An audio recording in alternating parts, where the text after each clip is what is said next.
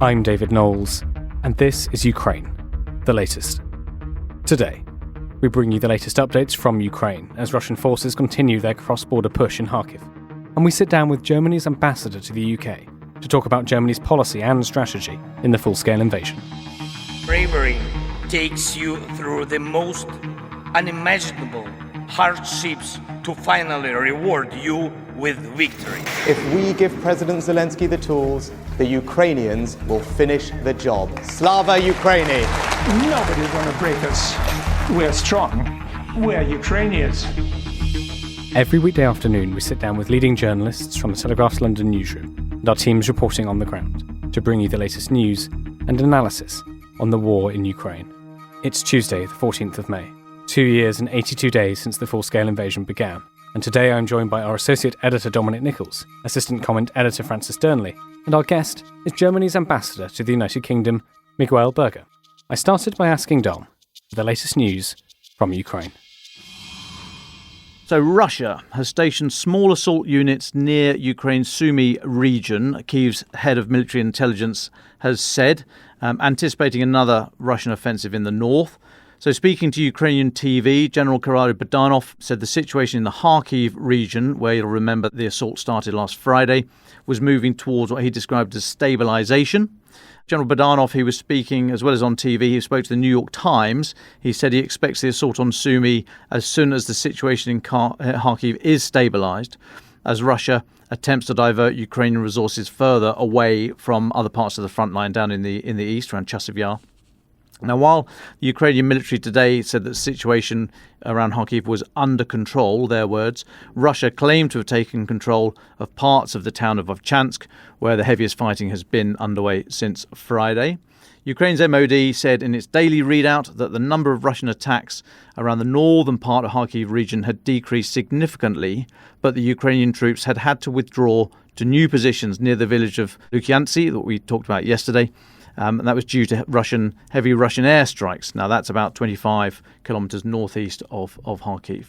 Today's British Ministry of Defence Daily Intelligence Update said that Russia is using its newly formed northern grouping of forces in the Kharkiv Oblast assault.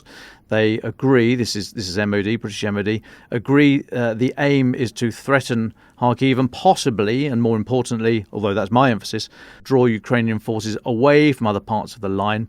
MOD says it's unlikely Russia has sufficient combat power to take Kharkiv without diverting additional resources to the task. Now, Ukrainian officials this morning said 4 people were injured by shelling in fresh Russian attacks on the city of Kharkiv. Oleh Sybenov, who's the governor of the broader Kharkiv region, said on Telegram that Russia is using its new UMPD D-30 bombs. These are Soviet-era retrofitted guide bombs, high-precision guided bombs. They're a sort of poor man's cruise missile, if you like. We can't verify those reports. Also in his piece with the New York Times, General Bogdanov said that Ukraine is struggling with troop shortages, although, listen to what he said and make your own mind up. He said, all of our forces are either here, Kharkiv, or in Chasiv Yar. I've used everything we have. Unfortunately, we don't have anyone else in the reserves. So make of that what you will. Next, the death toll from the apartment building in Belgorod that collapsed on Saturday has risen to 16, according to Russia's Emergency Situations Ministry. Belgorod Governor Vyacheslav Gladkov, he said the building was hit by a Ukrainian projectile. The Kremlin, somewhat predictably, said it was terrorism. Kyiv hasn't commented. We can't verify it. But as I said yesterday, those images, the film, the footage is on social media. You'll find it. See what you think. I'm not sure it was a drone. I don't know if it was an air munition of some sort, but it's the blast was at ground level. But have a look at the images and you'll see where the controversy is. Now, last night, Ukraine's Air Force destroyed all 18 attack drones that Russia launched overnight into Ukrainian territory. This comes from the Ukrainian Air Force.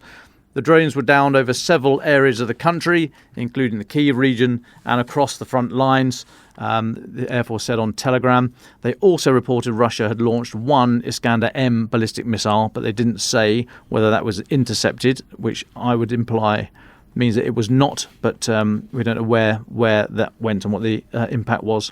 Next, and inside Russia, a freight train has derailed and caught fire after a suspicious incident that Russian media is blaming on a Ukrainian drone attack. Russian railways said simply that the derailment in the southern region of Volgograd was caused by interference by unauthorized persons in a suspected sabotage. So this area is about 250 kilometers east of Ukraine. The incident itself happened 30 km north of Volgograd, the city known as Stalingrad until 1961. Now, footage published by Berger, that's a Telegram channel linked to Russia's security services, showed freight wagons strewn across a railway line. Doesn't seem to be any casualties reported from the incident. It happened late last night. The railways adding that all services resumed a few hours later, although emergency services did say that 300 metres worth of track had been damaged in the incident. And just finally for me, David, Francis is going to talk more about this in a moment, but I just note US Secretary of State Antony Blinken is in Kyiv this morning. More of that shortly. Now, he said the sorely needed US weapons package had started to arrive and more is on the way. He was speaking at the start of a meeting with President Zelensky. Mr. Blinken said, in the near term, assistance is now on the way, and that will make a real difference against the Russian aggression on the battlefield. Replying, President Zelensky lauded what he described as the crucial US aid and asked Mr. Blinken for 2 air defence batteries for Kharkiv, stressing air defence was the biggest deficit at the moment in the country's arsenal. And that's us up to date, David. Well, thank you very much. Dom, Francis, can I come to you? What's the latest political and diplomatic movements this afternoon? Well, thanks, David, and Guten Tag, Ambassador. Further to the US Secretary of State Antony Blinken's visit to Kyiv that Dom just mentioned there have been a lot of extraordinary political conversations happening in Europe in the past 24 hours, which I'll come to in a moment. But first, just on that visit by Secretary Blinken to Kyiv, I think it's very, very clear, and indeed sources are suggesting that it's designed to send a very strong signal of reassurance to the Ukrainians at this precarious military moment. I imagine, too, that there will be far more details in private conversations about the timing of specific weapons delivery, as Dom suggested in his section. But of course, if anything else comes out of that, we will report it tomorrow. Now, as for these other extraordinary political conversations, starting with Kaja Kallas's Estonia, the government there is said to be seriously discussing the possibility of sending troops into Western Ukraine to take over non-direct combat, so rear roles from Ukrainian forces in order to free them up to fight on the front. That is coming directly from Tallinn's national security advisor to the president. Speaking to the website Breaking Defence, Madis Royal said the executive branch is currently undertaking analysis of this potential move. And though he said Estonia would prefer to do it as part of a full NATO mission to, quote, show broader combined strength and determination, he did not rule out Estonia acting in a smaller coalition. He also emphasised that it's not unthinkable that NATO nations opposed to such a move now would change their minds as time goes on. I think this announcement needs to be seen in the context of the remarks by President Macron regarding putting boots on the ground in Ukraine in extremis, hence why they were so important in moving the conversation forward, as well as the defence implications for the Baltic nations were Russia to potentially seize control of large swathes of Ukraine. As we've discussed many times before, nations like Estonia simply cannot afford that to happen now, hence why the discussion about what Western nations' red lines are in Ukraine is so urgent. It's also noteworthy that a cross-party group of German MPs has called for a 70-kilometre NATO air defence zone to be set up over Ukraine to protect it against Russian missile and drone attacks. So these are top members of the opposition Christian Democratic Union, CDU party, as well as coalition members Free Democratic Party, FDP, and the Greens. And they've discussed setting up, as I say, a safe zone around Ukraine's borders with Poland, Slovakia, Hungary and Romania, modelled on the Western alliance which intercepted Iran's recent assault on Israel. Now, the CDU's crisis prevention spokesman said the initiative would help free up Ukrainian forces in the east as well, just like Estonia said in their statement, where a fresh Russian offensive is, of course, underway, as Dom detailed. However, already the German proposal was rejected by a senior member of the SPD, Chancellor Olaf Scholz's ruling party, who said it was irresponsible and a fire hazard. Now, we know that the Ukrainian government has been arguing for some time that Western forces intercepting these missiles would not constitute escalation.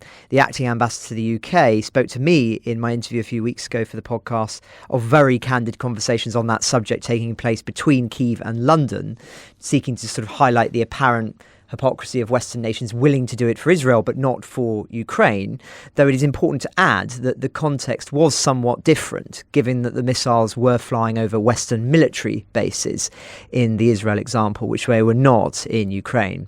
So I don't think we can expect this to happen anytime soon unless the military situation were to become existential for Kyiv. But nonetheless, the fact these conversations are happening and happening publicly is indeed revealing. One final word on Western support. I spoke last week about Britain's Labour Party, widely considered to be the effective government in waiting, with the current Conservatives here likely to lose office, according to recent polling.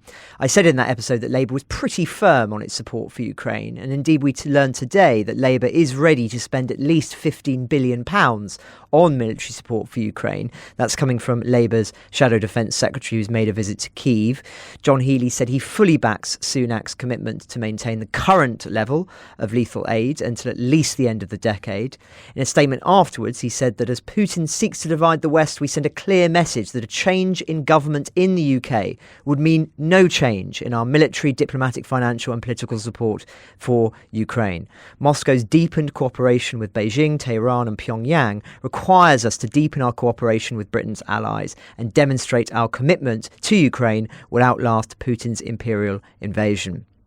Just imagine for a moment what the impact of such a statement from America's Republican Party would have been a year or so ago.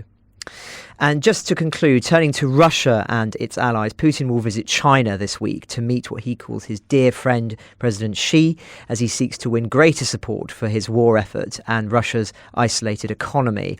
The trip will mark the president's first trip abroad since his sham re-election in March and the second trip to China in just over 6 months, an indication of the economic lifeline it is giving in the aftermath of sanctions. The Kremlin said that the two leaders would discuss their comprehensive partnership and strategic cooperation, as well as define key areas of development of Russian-Chinese cooperation and exchange views on international and regional issues. That is what is, of course, still happening between the Kremlin and Pyongyang, where the North Korean leader Kim Jong-un visited a munitions factory at the weekend, heralding efforts to develop more shells to supply Russia's war machine. It comes, of course, off the back of the substantial reshuffle of Russian officials we discussed in yesterday's podcast, the implication of which are too early to say, but there continue to be arrests in Moscow as a Russian general in charge of personnel issues has been detained on suspicion of engaging in criminal activity. No more information is forthcoming, but evidently this is a moment where the Kremlin seeks to reset and clear out those who have proven themselves ineffective or corrupt. As James Kilner said yesterday, this should be read as an evidence that Putin feels strong enough to do this now, militarily and politically. For the fact is that, as the head of Britain's intelligence organisation GCHQ has warned in a rare and major speech today, Putin's Russia is preparing physical attacks against the West more broadly. Anne Keith Butler, who was appointed to lead Britain's intelligence operations last May, has used this speech to highlight the growing threat posed by the Kremlin explicitly. She said GCHQ was increasingly concerned about growing links between the Russian intelligence services and proxy groups to conduct cyber attacks, as well as suspected physical surveillance and sabotage operations. That would speak to the report we did on Friday's episode into the Kremlin's spy mansion here in Britain, indicative of how the Kremlin is evolving its strategy and spycraft, as we've seen in Germany recently too. So it'll be interesting to hear from the ambassador whether tackling that is an increased area of cooperation between London and Berlin. Well, thank you very much, Dom and Francis. Well, Ambassador Miguel Berger, thank you so much for joining us. It's an honour to have you with us in the studio at the Telegraph. Would you like to start just by briefly introducing yourself and your work to our listeners? Yeah, with pleasure. So my name is Miguel Berger. I've been now for the last 2 years the ambassador of Germany to the United Kingdom. Ambassador, can you tell us, first of all, it's a bit of a broad question, but in 2022 in February, Olaf Scholz, the German Chancellor, gave what has become known as the Zeitenwende speech, announcing a transformation of German foreign policy. Could you explain to us what Zeitenwende means for Germany, what's changed in the past 2 years, and what it means for the world? I would say Zeitenwende was really maybe the most important and most influential speech by a German chancellor in the last 20, 30 years, because it was really a total readjustment of our policy, not only towards our army, our armed forces, but also in our Russia policy in general. So we had a 100 billion euro special package for military procurement. I can say that more or less all of this money is allocated, spent. We have invested heavily in new airplanes, F-35. Nuclear sharing will be on a totally new standard. We will invest in, and we are restructuring our armed forces, because in the last decades, the focus was much more on peacekeeping missions at the United Nations, but not so much on territorial defense. And everybody has understood that with Putin's war of aggression, this has fundamentally changed, and we have to reorganize and readjust our armed forces. We are even talking in Germany about possibility of conscription, military service. So all of that shows how fundamental that is. But Zeitenwende also goes beyond, in the sense that we have understood that Russia has changed in a way that we can't continue the Russia policy of engagement we had in the past. So we got out, I would say, in a record time of 7-8 months, totally got out of Russian oil and gas, built LNG infrastructure, supported now up to 14 sanctions packages of the European Union. So a total shift in our defense policy, but also in our Russia policy in general. Ambassador, thanks so much for joining us today. European diplomacy is abuzz at the moment. You heard comments that Francis making earlier on, Kaja Kallas talking about the potential for Western troops, NATO troops inside Ukraine. We've heard similar comments from Monsieur Macron, Foreign Secretary Lord Cameron, talking about the UK being relaxed about the potential use of weapons, British weapons inside Russia. These ideas, these comments, are they the healthy flow of diplomatic ideas around NATO and the West, or do you see them as sort of diplomatic hernias showing frustration and discord in the various groupings?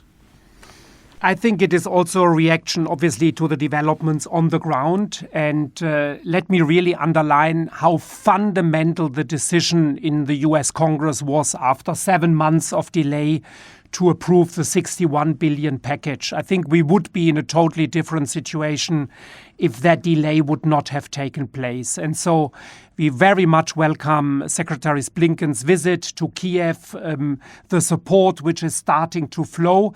Now, obviously, we see that this will take time to materialize and to take effect on the ground. I see the speech of Macron in the Sorbonne, but also his interviews, where he speaks about strategic ambiguity as his attempt to send a signal to Putin that if he further escalates, then he will not know how NATO is going to react. This is an understandable position, I would say, but at the same time, and this is the concern which was expressed by the German Chancellor Olaf Scholz, is that we have also to be cautious not to commit mistakes that might lead to an escalation. So it's a very thin line to walk.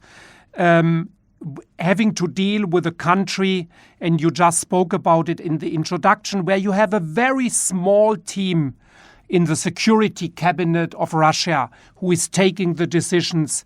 And this is to a certain degree also a black box for us. We don't know how these decisions are really taken. So we have to be very careful with our signaling, with our messaging. We have to be firm. We have to be clear.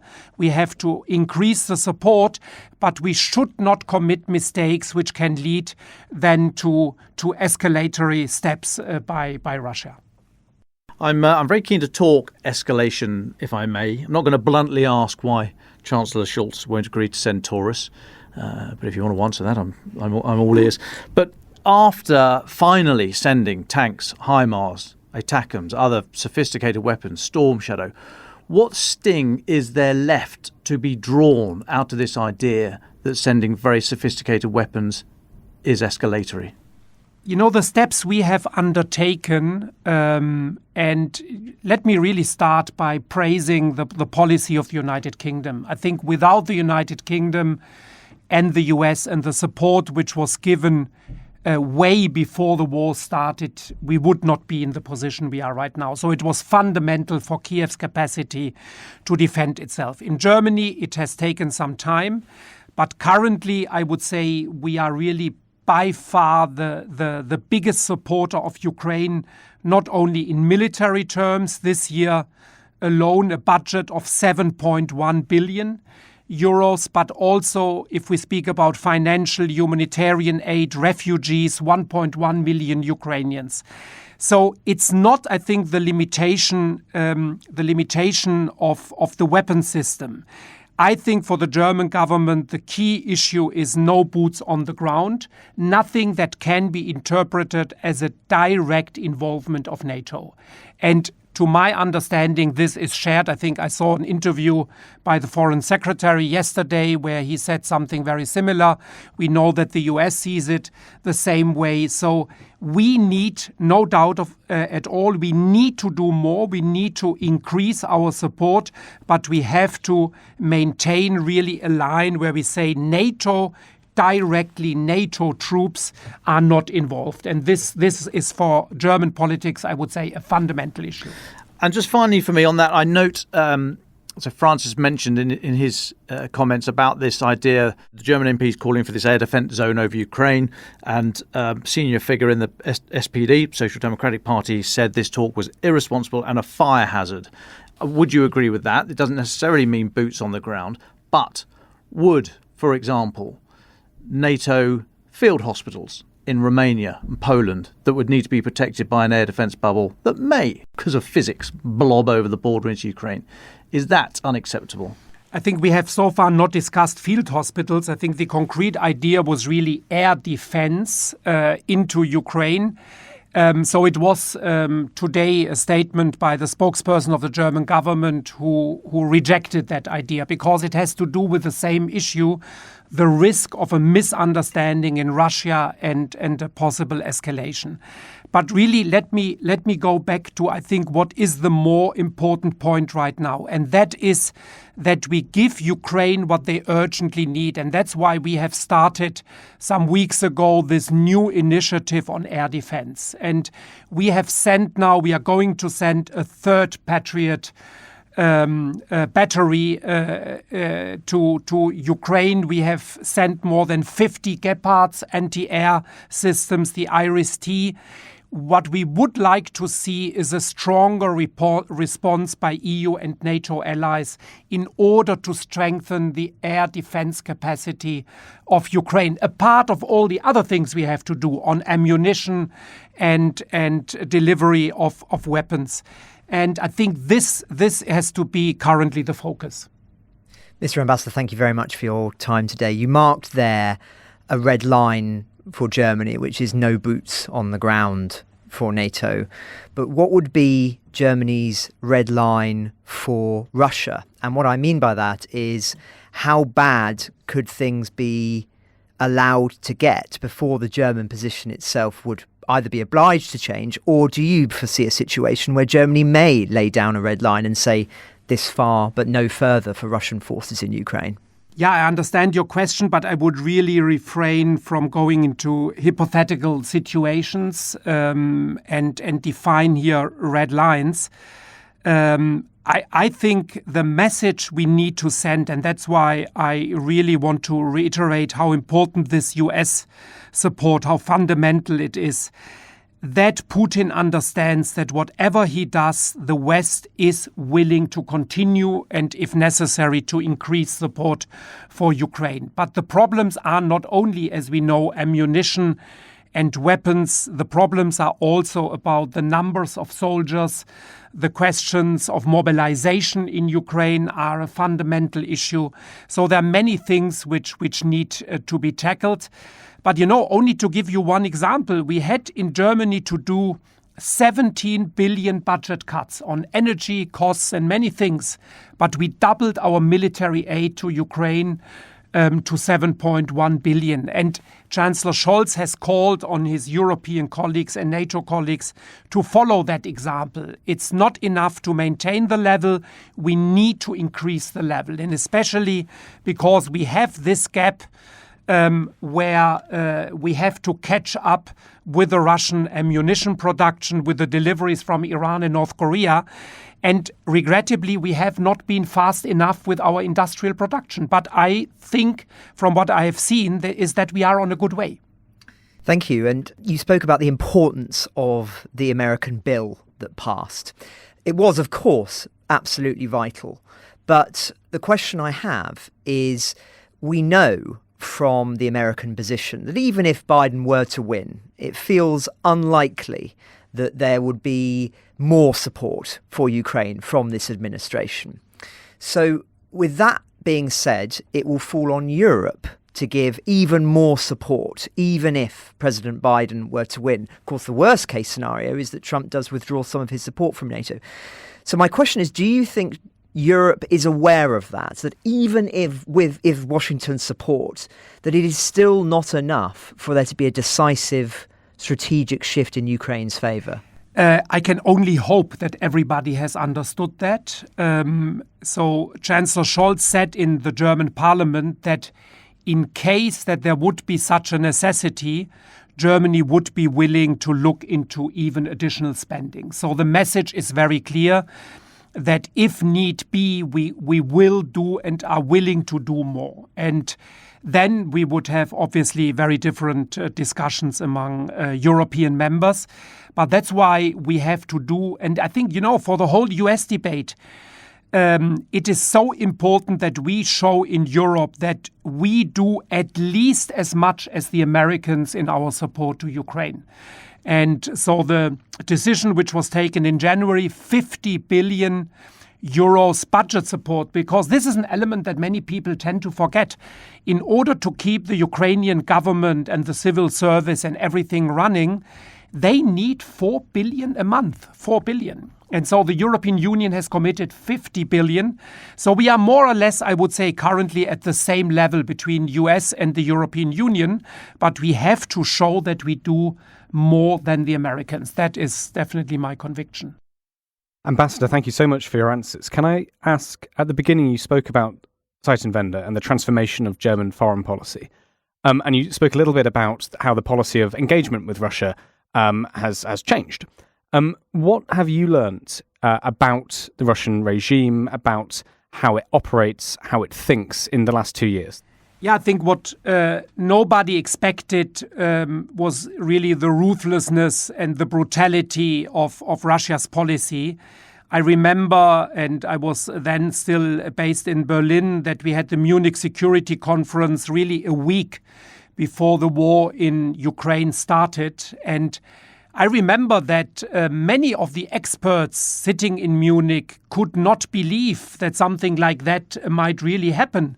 And even some Ukrainians, and I will not give names here, told us the Russians will never attack Kyiv. It's such an important city also in the Russian history and culture.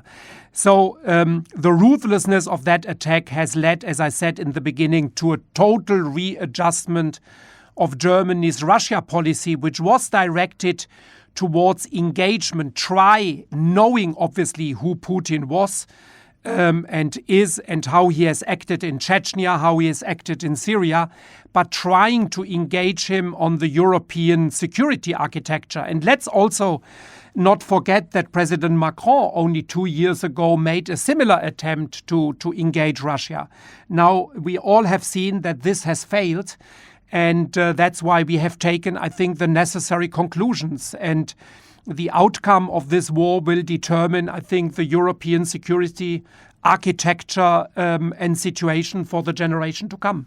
One of the things that's been mentioned about Germany's position and attitude to the war in Ukraine has been, of course, the historical guilt associated with the Second World War. Do you think, Ambassador, that German society to some extent has moved on from that with the Zeitenwende, with this new position, this new posture in European defence. Do you see that in German society, that people have moved out of the shadow of the past or not?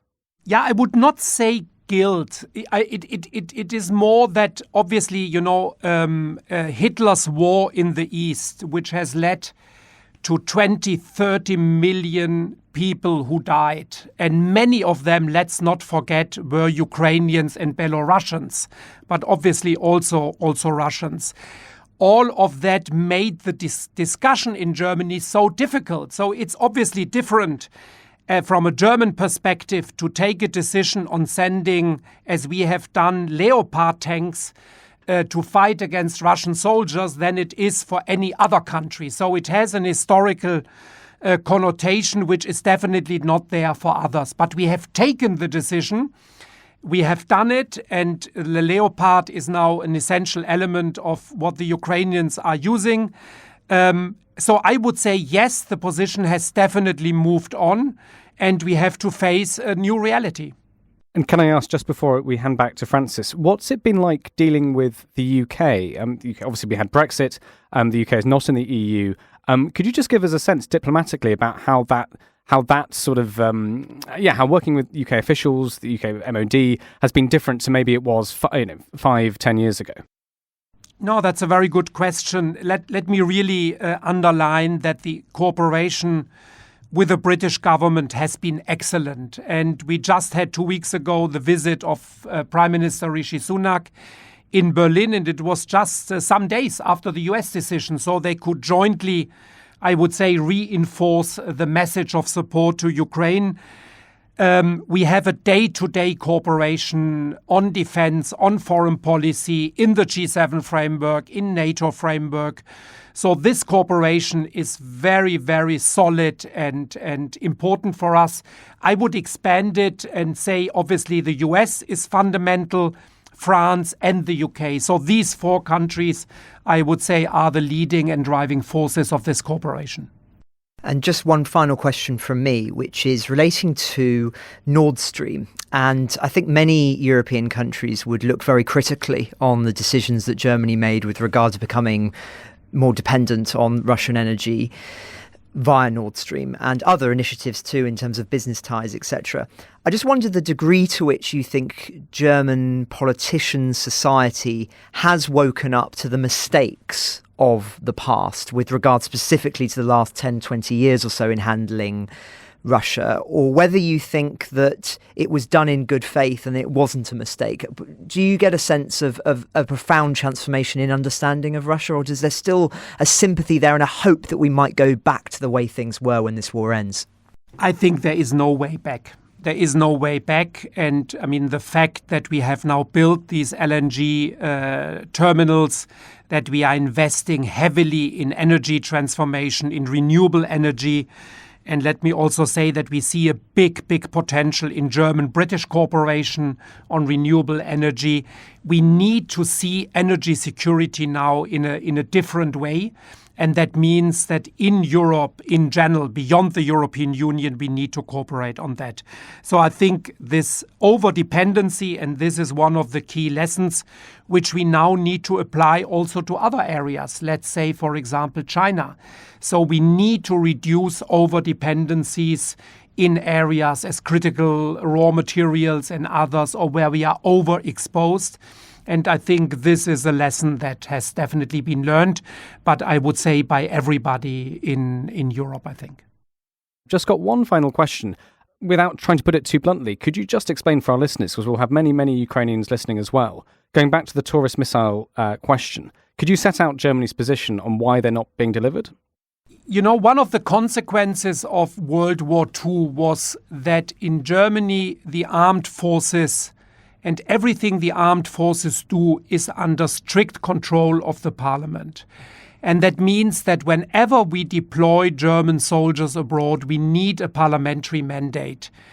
And the Taurus is a technical system which requires the presence and the involvement of experts even when it is used. So it cannot be programmed and then used. So this is part of the question of risk of escalation that the government sees. But I can tell you that we have a very lively and vivid debate in Germany. There are many arguing in favor, but the line of the government has been that asking for such a mandate would be an escalatory, or could be misunderstood as an escalatory step. But really, I would really like to underline, Taurus is only one element, but the key issue is what we are doing, I would say, on air defense, on tanks and all the other topics. Coming up, we hear Dom, Francis and Ambassador Berger's final thoughts. Thank you so much, Ambassador, for your answers. Let's move then to our final thoughts, and we'll come to you last. Dom or Francis, would you like to go first? Thank you very much, David, and thank you very much, Ambassador, for a very candid conversation, I think. Just two very brief final thoughts from me. Don't forget what is happening in Georgia at the moment, where tens of thousands of protesters opposed to the so-called Russia law packed the streets of Tbilisi over the weekend. There is talks of strikes to force the government to back down. Speaking to Georgian experts, many do believe that there is extensive Moscow interference in the country and that this is a real fault line in tensions between Russia and the West, one of those examples of Russia's probing activities. We will, of course, continue to monitor it, but expect this story to grow in importance, I think, over the coming days. I just also wanted to draw attention to a comment piece in the Telegraph by Sergei Kuzan, a former advisor to the Ministry of Defense of Ukraine, who I interviewed on war crimes whilst in Kyiv.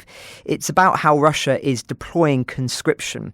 To quote the piece, "We can now definitively say, after much research, that Moscow has been conscripting Ukrainian youth from across the occupied territories to serve in their armed forces. Not only that, but Ukrainian intelligence has recorded many cases in which conscripts have ended up on the front lines. This is not just a moral crime, but a war crime." As he goes on, the city of Mariupol, formerly Ukraine's 10th largest city, has seen similar Russian mobilization efforts under the guise of conscription. The lack of Russian citizenship is no longer an obstacle. Immediately after being drafted, men are offered the chance to sign a contract with a payout if they are ever sent to the front. This is then willfully ignored. Mobilisation activities also continue in illegally occupied Crimea. According to the Ukrainian resistance, in April 2024, the occupiers raided the local population of one district, which happened to be one of the major Muslim holidays. The goal is obvious: to recruit the most, quote, problematic, close quote, part of the population for Russia, the Crimean Tatars. Russia is also actively trying to persuade vulnerable men to sign contracts with its army, those with debts, problems with the law, or who are in other difficult situations. And then he just concludes by saying the Ukrainian resistance uses this situation to their advantage by recruiting Russian officers, passing on information and targeting Russian administrators because it upsets the locals so much. Most of those activities are top secret, but they are happening. Expect more in the coming months. An interesting piece. We'll add a link in the description. Thank you very much, Francis. Dom Nicholls. Yeah, thanks, David. So I note that there are a large number of Russian military bases just across the border with Ukraine that are in range of such systems as ATACMS, HIMARS and so on, but which Ukraine can't attack because they don't have permissions from the US. Similarly, Russian aircraft that are launching glide bombs into Kharkiv and elsewhere without leaving Russian airspace. That situation might be very different if the US gave permissions to Ukraine to fire Patriots into Russia.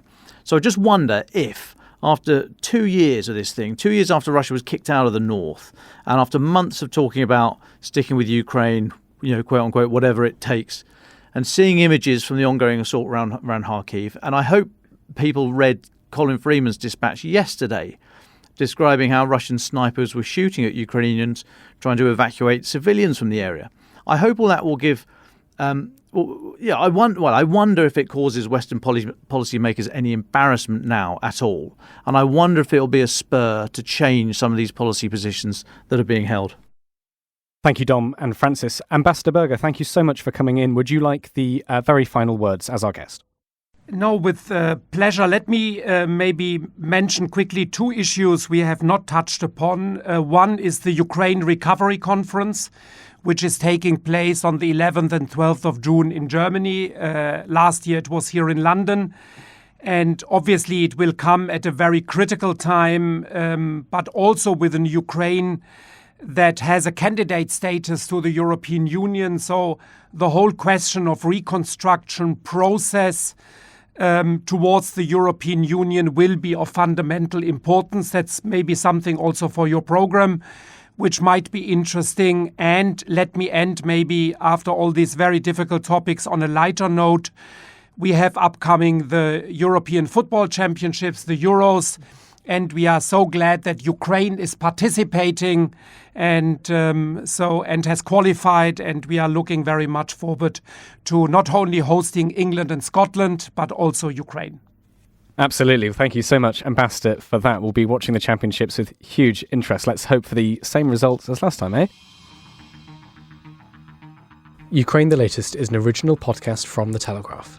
To stay on top of all of our Ukraine news, analysis and dispatches from the ground, subscribe to The Telegraph. You can get your first 3 months for just £1 at www.telegraph.co.uk/Ukraine the Latest. Or sign up to Dispatches, our Ukraine newsletter, which brings stories from our award-winning foreign correspondents straight to your inbox. We also have a Ukraine live blog on our website where you can follow updates as they come in throughout the day, including insights from regular contributors to this podcast. You can listen to this conversation live at 1 p.m. each weekday on Twitter Spaces. Follow The Telegraph on Twitter so you don't miss it. To our listeners on YouTube, please note that due to issues beyond our control, there is sometimes a delay between broadcast and upload. So if you want to hear Ukraine the Latest as soon as it is released, do refer to podcast apps. If you enjoyed this podcast, please consider following Ukraine the Latest on your preferred podcast app. And if you have a moment, leave a review, as it helps others find the show. You can also get in touch directly to ask questions or give comments by emailing ukrainepod@telegraph.co.uk. We do read every message. And you can contact us directly on Twitter. You can find our Twitter handles in the description for this episode. Ukraine the Latest is produced by Louisa Wells and Giles Gear.